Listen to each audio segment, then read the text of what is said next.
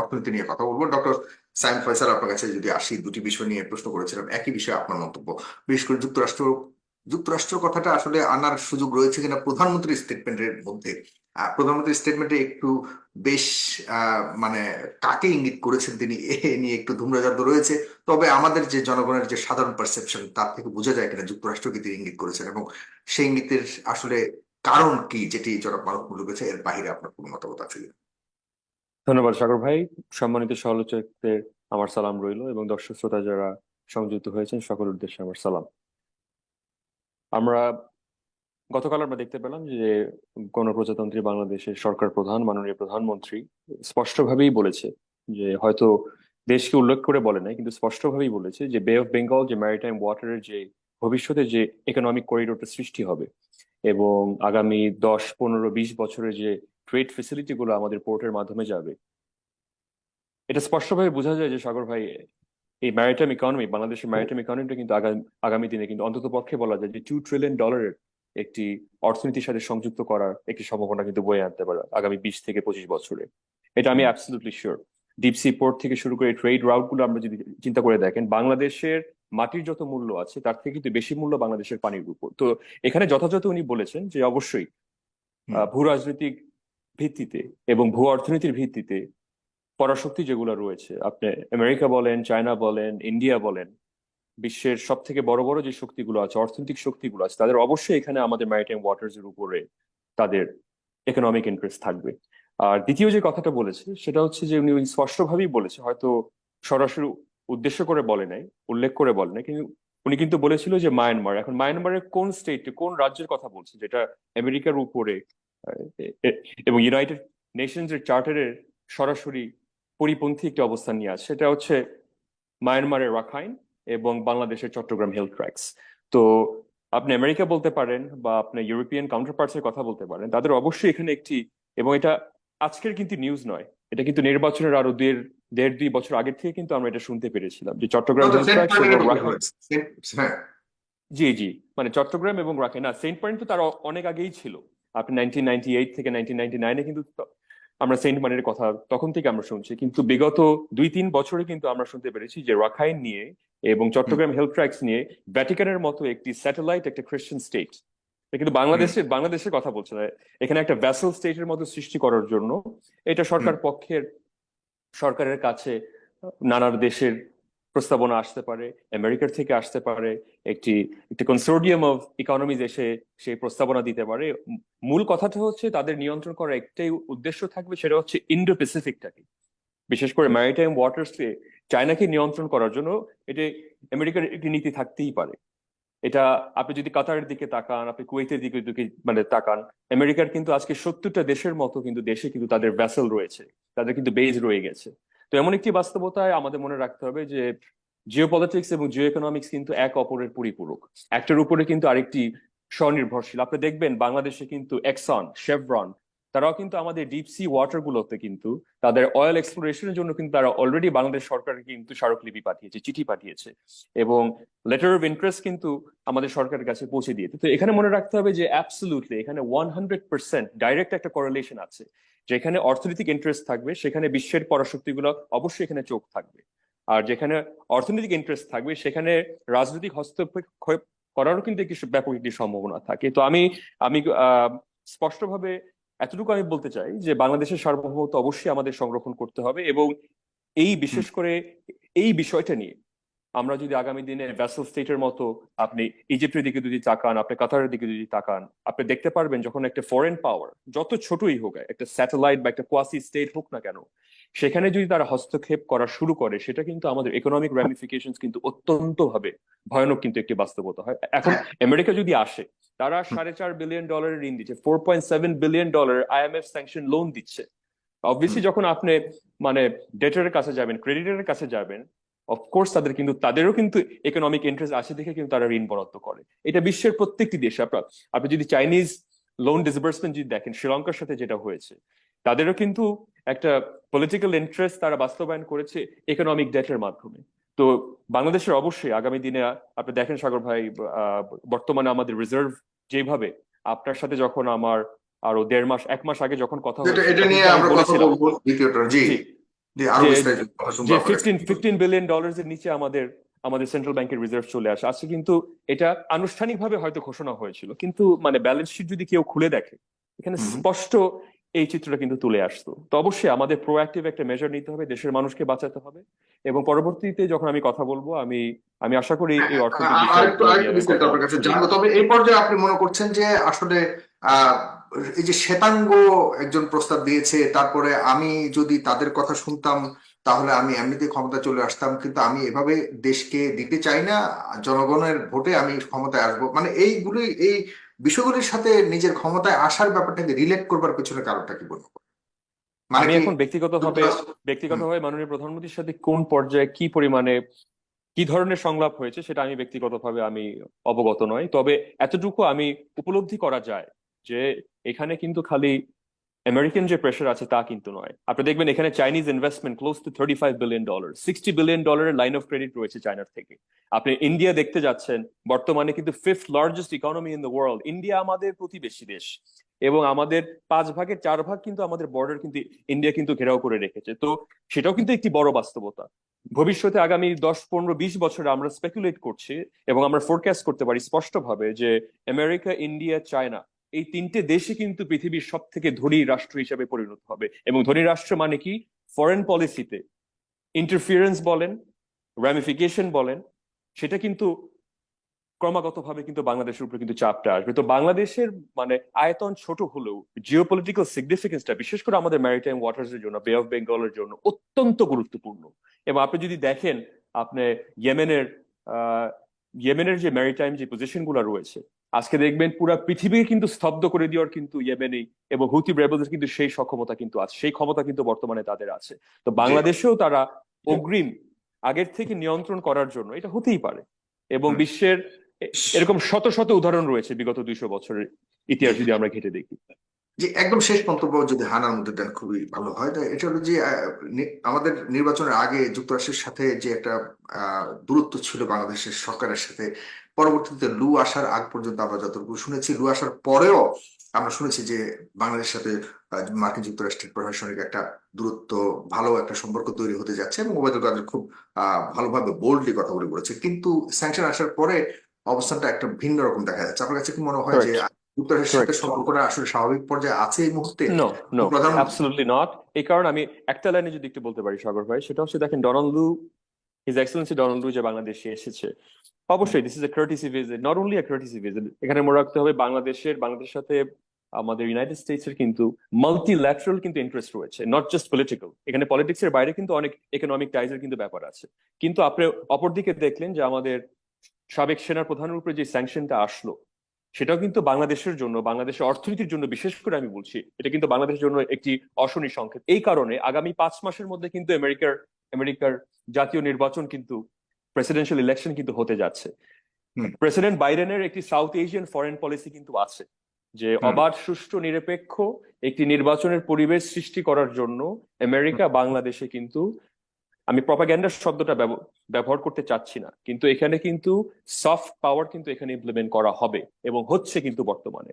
America has মানে আ বাংলাদেশে multilateral day of cards গণতান্ত্রিক একটা নির্বাচন করার জন্য বা ব্যবস্থা নেওয়ার জন্য, সেটা বলছে। এবং চাপ দিবে। আমেরিকা তার স্বার্থ দেখতে হলে হুম। মানবাধিকার ব্যবহার করবে, রুল অফ ল ব্যবহার করবে, যার তার ইন্টারেস্ট কিন্তু আদায় করার এখানে ব্যাপার রয়েছে। আজকে যদি হয়তো হয়তো হতে পারে যদি একটা ব্যাসেল ডিরেক্টলি সুযোগ আপনাকে দিত। যদি প্রশ্ন করি, আমাদের বর্তমান Sure. রেজিমটা পরিবর্তনের ক্ষেত্রে কি এখনো পর্যন্ত যুক্তরাষ্ট্রের সেই প্রভাব বলুন আর চাপ কি এখনো অব্যাহত আছে বলে আপনি মনে করছেন? চাপ তো অবশ্যই আছে, চাপ অবশ্যই আছে, এবং চাপ অবশ্যই এটা থাকবে, অব্যাহত থাকবে, সেটা নিয়ে আমাদের কোনো সন্দেহ নাই। এবং আগামী দিনে চাইনিজ প্রেশারও বাড়বে, ইন্ডিয়ান ইন্ডিয়ান ইকোনমিক ইন্টারেস্টও কিন্তু বাংলাদেশে বাড়বে। তো এটা আচ্ছা। Absolutely undeniable. আর সেটার কি অংশ হিসেবে দেখতে চান আপনি জনাব আজিজের উপরে স্যাংশনটাকে? আই মানে personally I don't think it makes any difference, মানে জেনারেলি স্পিকিং, অনেস্টলি স্পিকিং। এবং আজকে মানে জেনারেল আজিজের উপরে যদি স্যাংশনটা না দিয়ে যদি স্বনামধন্য কয়েকজন ব্যবসায়ীর উপরে দিত, যারা আসলে বাংলাদেশের অর্থনীতিটাকে বর্তমানে নিয়ন্ত্রণ করছে, তাহলে আমি মনে করি যে যত হতো। আরো ইফেক্টিভ হতো আর একটু, কিন্তু সেই সম্ভাবনা কি একদম উড়িয়ে দেওয়া যায় কিনা উড়িয়ে ভবিষ্যতে? দেওয়া যায় না, উড়িয়ে দেওয়া যায় না। আমেরিকা চাইলে কি না পারে। আচ্ছা। আপনি যদি আচ্ছা, তার মানে আপনি মনে আমেরিকান করছেন ইতিহাস দেখেন, হ্যাঁ, হ্যাঁ। 20 বছরে 25 বছর ইতিহাস যদি দেখেন, আমেরিকা যদি ইন্টারভেনশন করতে চায়, ইন্টারভিন যদি করতে চায়, What can they not do? It's a $30 trillion economy. তার মানে আপনি মনে করছেন এটা একটা শুরুও হতে পারে, ভবিষ্যতে আরো আসবে? Maybe it's a possibility. কিন্তু আমাদের সরকারের উপর নির্ভর করে যে আমাদের কূটনৈতিক সক্ষমতার যদি আমরা পরিচয় দেখাতে পারি, তাহলে আমি মনে করি যে বর্তমানে আমাদের সব থেকে বড় ক্রাইসিস, যেটা আমাদের ইকোনমিক একটি ব্যাপক ধরনের একটি ক্রাইসিস রয়েছে, একদিকে মূল্যস্ফীতি আর একদিকে ব্যাংকিং সেক্টরের চরমভাবে লাগামহীনভাবে ঋণের বোঝা, তার পাশাপাশি আমাদের বৈদেশিক ঋণের চাপ, এরকম একটি বাস্তবতা আসলে পলিটিক্যাল প্রেশার আসলে সরকারের যারা ক্রোনি ক্যাপিটালিস্ট যারা রয়েছে, এটা সব সরকারের সাথেই থাকে, মালয়েশিয়া বলেন, থাইল্যান্ড বলেন, এরা কিন্তু দেশ থেকে পালিয়ে যাবে। মরতে হবে আমার আপনার মতো মানুষ বাংলাদেশে যারা থাকবে। আচ্ছা, This is the blunt, this is the blunt reality. খুবই ইন্টারেস্টিং একটা মন্তব্য করেছেন। আপনার কাছে আসছি, সেই প্রশ্ন আপনার কাছে আগে ভাগে আমি রেখে যাচ্ছি যে কারা পালিয়ে যাবে এই ব্যাপারে আপনি বলবেন, অর্থনৈতিক অবস্থা কি Sure. পর্যায়ে গেলে পরে পালাতে বাধ্য হবে এবং কবে নাগাদ বাধ্য হবে। যারা ডক্টর কলিমুল্লাহ আপনার কাছে আর একটু ভিতরে জানতে চাই, গভীরে জানতে চাই, ডক্টর সাইম ফয়সাল আপনার কাছে একটু জানতে চাই। আমি যদি বলি যে অর্থনীতিবিদরা বা আপনারা যারা অর্থনীতি নিয়ে ভাবেন, আপনারা বিভিন্ন সময় বলেছেন যে, আমি যদি কোট করি পত্রিকা যেটা আসছে, বড় অবকাঠামো নির্মাণ, বিদ্যুৎ প্রকল্প এবং নানা উন্নয়ন কর্মকাণ্ডের জন্য বাংলাদেশ যে ঋণ নিচ্ছে তার পরিমাণ 7 বছরের মধ্যে দ্বিগুণ হয়ে গেছে। বাংলাদেশ এখন যে ঋণ করছে তার একটি বড় অংশ যাচ্ছে সেই ঋণ পরিশোধের পেছনে। Correct, absolutely. কনসার্নটা সেখানে, আমার প্রশ্নটা আপনার কাছে সেখানে।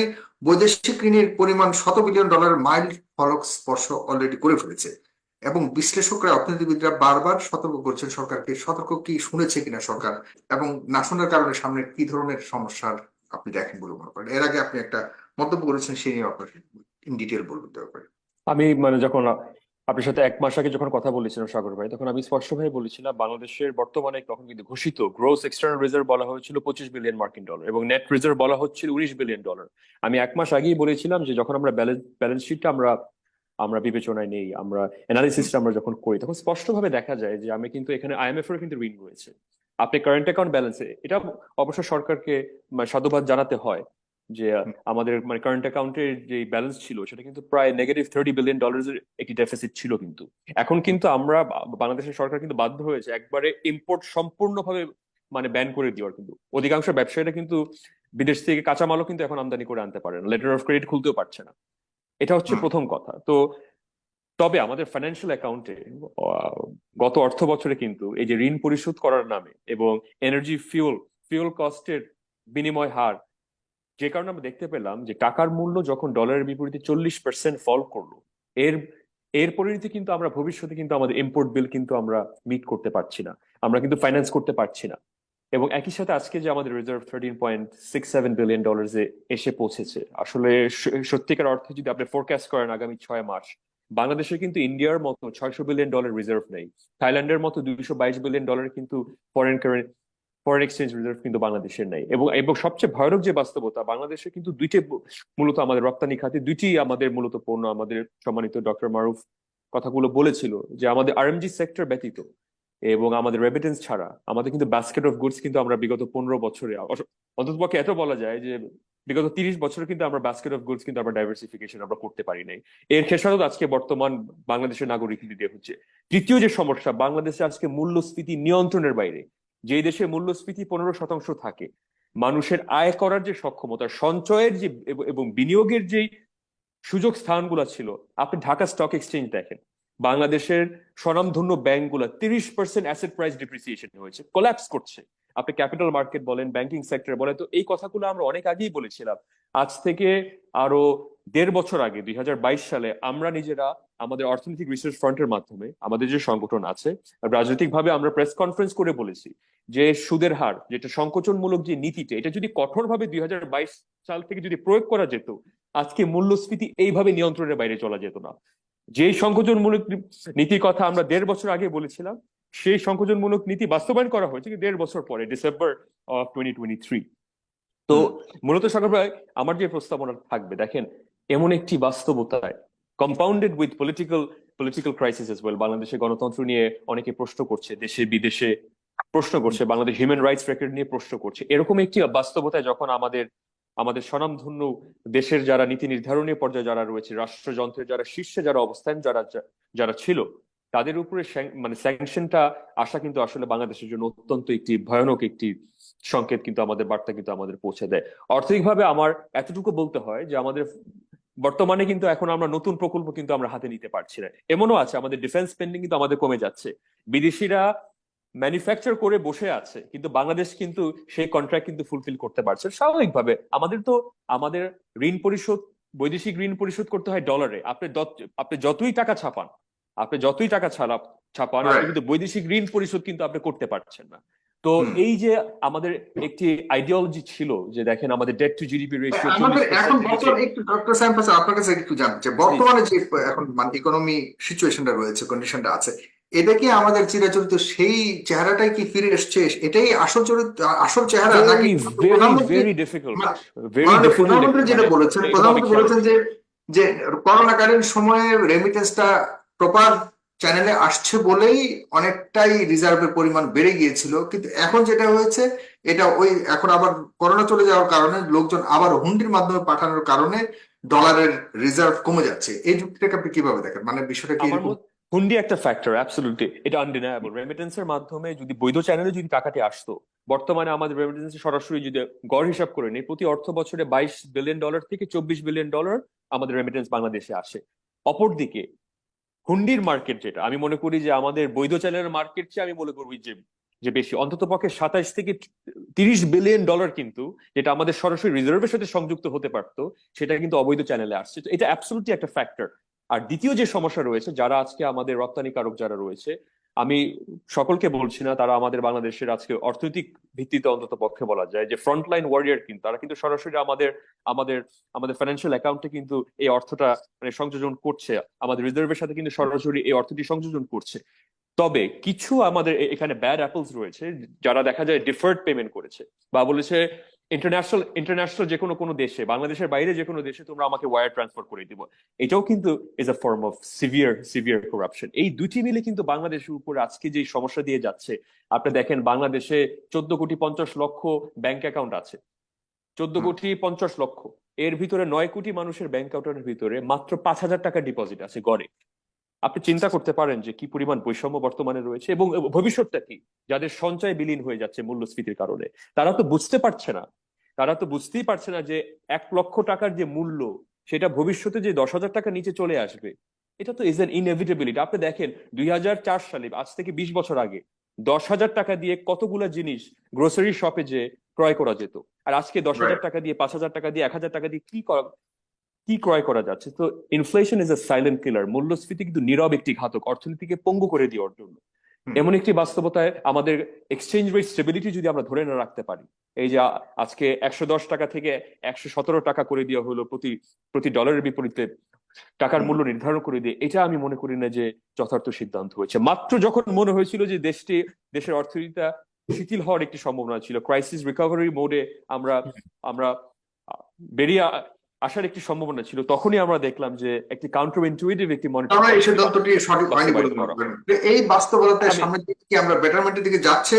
আর আপনি বলেছেন এর আগে যে দেশ থেকে পালানোর একটা অবস্থা তৈরি হতে পারে, মানে কেন জি, বলেছেন? আমি যেটা বলছি, দেখেন সকলে কিন্তু মানে আমরা সবাই কিন্তু দেশ থেকে পালাতে পারবো না। যাদের ধরেন আজকে 10,000, 20,000, 30,000 কোটি টাকার অর্থ লোপাট করেছে, এটা ব্যাংকিং খাত থেকে দুর্নীতি করে বাংলাদেশে অবৈধভাবে টেন্ডার ক্রয় করার মাধ্যমে যেভাবেই করে থাকুক না কেন, প্রতি দেশে এটা হয়ে থাকে। মালয়েশিয়াতে হয়েছে, থাইল্যান্ডে হয়েছে, উন্নত দেশগুলোতে কিন্তু হয়, আমেরিকা কিন্তু এই উদাহরণগুলো দেখা হয়। কিন্তু আমার কথা হচ্ছে তাদের হাতে যে পরিমাণ ক্ষমতা এখন গিয়েছে, এই যে আজকে রাষ্ট্রযন্ত্রের নীতি নির্ধারণের পর্যায়ে অনেকের নাম বললেন, ব্যুরোক্র্যাটের কথা বললেন, আজকে দেশটা কিন্তু সম্পূর্ণভাবে নিয়ন্ত্রিত। আওয়ামী লীগকে নিয়ন্ত্রণ করছে, বিএনপিকে নিয়ন্ত্রণ করছে মুষ্টিমেয় কিছু ব্যবসায়ীরা। এটা হচ্ছে বাস্তবতা। তারা যদি ব্যাংক রোলিং বন্ধ করে দেয়, বাংলাদেশ হুম। আওয়ামী লীগও টিকে থাকতে পারবে না, বাংলাদেশ জাতীয়তাবাদী দলও কিন্তু টিকে থাকতে পারবে। এটা হচ্ছে একদম বর্তমানের বাস্তব। কিন্তু এই যে লেভারেজটা দেওয়া, কিছু সংখ্যক ব্যবসায়ীদের এত পরিমাণে লেভারেজ দেওয়া, এটা আসলে দুটি দলের জন্য একটি অশনি সংকেত বয়ে আনবে। এবং এবং বর্তমানে তো বাংলাদেশে আপনি দেখতে পাচ্ছেন এই যে একটা ইনকাম ডিস্ট্রিবিউশনের যে একটি একটি এক্সট্রিম আনইকুয়াল একটি বাস্তবতা বাংলাদেশে বিরাজ করছে। আপনি কুড়িগ্রামে গেলে মানুষকে মানুষ মনে হয় না এখন আর। এটা হচ্ছে বাস্তবতা। আমরা নিজেরা গিয়েছি, যখন আমরা রংপুরে যাই, উত্তরবঙ্গে যখন যাই, আমরা পিরোজপুরে, বরিশালে এলাকায়, প্রত্যন্ত অঞ্চলে মানুষের কাছে যখন যাই, the disparity in wealth is unacceptable. এটা আসলে আপনি ক্যাপিটালিস্ট একটি ইকোনমিতে ডিসপ্যারিটি থাকবে, কিন্তু একজনের 1 লক্ষ কোটি টাকা, $10 বিলিয়ন, $15 বিলিয়ন, আর একজনের 5,000 টাকা নাই সঞ্চয়ে, এই দেশের জিডিপি জন্য আসলে কতটুকু মিন করে আমাদের এই ধরনের আপনি আপনি দেখতে হবে সাগর ভাই, জিডিপি প্রবৃদ্ধি যেটা আছে, জিডিপি প্রবৃদ্ধি is not a real GDP growth. কেন আমি বলছি রিয়েল, বলছি এই কারণে because it is not adjusted for inflation. মূল্যস্ফীতির সাথে সমুন্নত জিডিপি গ্রোথ কতটুকু, সেটা আমাদের কতটুকু সেটাই প্রবৃদ্ধি হয়েছে। মানে এখন এই সবকিছুর দাম বেড়ে গেল 20%, আমার আয় বাড়লো 5%, আপনি বলছেন আমার 5% আয় হচ্ছে। No, you have lost 15%। Right, this is the সেভাবে আমরা ডাইরেক্ট হিসাব করছি এক্সাম্পল। কিনা, আমরা কি সেভাবে হিসাব করি কিনা, নাকি আমরা না, আমরা আমাদের তো নমিনাল জিডিপি ক্যালকুলেশন করি। আমাদের রিয়েল মানে আসলে যেটা দেখতে হবে যে GDP growth adjusted for inflation, তখন বাংলাদেশের বাস্তব চিত্র চলে আসবে। জিডিপি পার ক্যাপিটা বলা হচ্ছে যে 2700 মার্কিন ডলার, মানে 3,15,000 20,000 টাকা আপনার প্রতি বছরে কয়জন মানুষ আয় করছে।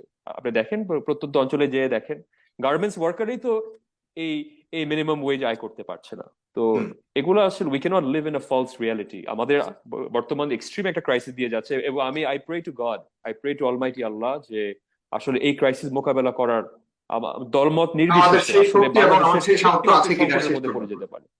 হ্যাঁ, সামর্থ্য আছে কিনা আমি বলবো যে মানে 6 মাস আগে মনে হয়েছিল যে রিকভারির পর্যায়ে যাচ্ছে বাংলাদেশ, 5 মাস আগে মনে হলো যে আরেকটু ইমপ্রুভ করে আসছে, কিন্তু বিগত 2-3 সপ্তাহ 4 সপ্তাহে মনে হচ্ছে যে আসলে আবার যে রিকভারিটি যেটা আমাদের হয়েছিল বিগত 6 মাসে, সেটা আমার মনে হয় আবারও কিন্তু আমরা ক্ষতির দিকে এগিয়ে যাচ্ছি। তো আমি তারপরও বলছি যে আমাদের এখানে prudent measures, really hard measures নিতে হবে। আমাদের exchange rate stability, price stability, যেটা মূল্যস্ফীতি নিয়ন্ত্রণ আর টাকার মূল্য ডলারের বিপরীতে শিথিল রাখার জন্য। তো এই দুইটা বিষয়ে যদি আমরা গুরুত্ব না দিতে পারি, যত প্রকল্পই করি না কেন, আজকে আমি যদি একটা ফ্যাক্টরি করতে যাই, যে ফ্যাক্টরির মূল্য 100 কোটি টাকা, আমি 500 কোটি টাকা ঋণ নিয়েও তো আমি করতে পারি, কিন্তু এটা যথার্থ হবে না। 20-25 বছরের মধ্যে আমি ঋণ পরিশোধ করার আমার সক্ষমতা থাকবে না, ব্যাংক্রাপসি আমার ঘোষণা করতে হবে। তো আপনি দেখবেন মুডিজ রেটিংসও কিন্তু বাংলাদেশে একটি জাঙ্ক ক্যাটাগরিতে নিয়ে গেলে ভবিষ্যতে কিন্তু এই যে ইন্টারন্যাশনাল ক্রেডিটাররা যারা রয়েছে তারা কিন্তু আমাদের বাংলাদেশকে আর ঋণ দিবে না। তো সামষ্টিক অর্থনীতির জন্য অবশ্যই আমাদের একীভূত হয়ে আমাদের কাজ করতে হবে। ব্যাংকিং সেক্টরে মানে প্রুডেন্ট ফাইন্যান্সিয়াল মেজার নিতে হবে, যে ভবিষ্যতে যেভাবে আজকে কাগজের বিনিময়ে যেভাবে শত শত হাজার হাজার কোটি টাকা ঋণ বরাদ্দ হয়ে গেছে, এটা তো মূল্যস্ফীতির জন্য অত্যন্ত ক্ষতিকর হয়েছে। আজকে মানুষের সঞ্চয় নাই, মানুষের বিনিয়োগের কোনো স্থান নাই। এগুলা এগুলো আসলে কোনোভাবে মানানসই হতে পারে না যদি আমরা একটি উন্নয়নশীল দেশের কাতারে আমরা পরিণত করতে চাই দেশটাকে। আপনাকে ধন্যবাদ। অনেক বড় বড় আশঙ্কার কথা বললেন। সম্ভাবনার তেমন আপনি আশ্বাস দিতে এখন ক্রাইসিস আছে অবশ্যই বাংলাদেশে, আমরা তারপরে হ্যাঁ বলছি হ্যাঁ, যে সেটা বুঝতে পেরেছি, সম্ভাবনায় বর্তমান বিশ্বাস করি, সিচুয়েশনটাই এমন। We believe in hope, but G, doctor করে মানে আমার last 5 years have been very, very difficult, without a doubt. Right, আপনিও আশার কথা শুনিয়েছিলেন, একসময় আপনিও আশ্বাসের কথা শুনিয়েছিলেন, কিন্তু আপনি নিজেই এখন সেইখান থেকে সরে আসছেন বর্তমান পরিস্থিতি লাস্ট কয়েক মাস বা কয়েক বছরের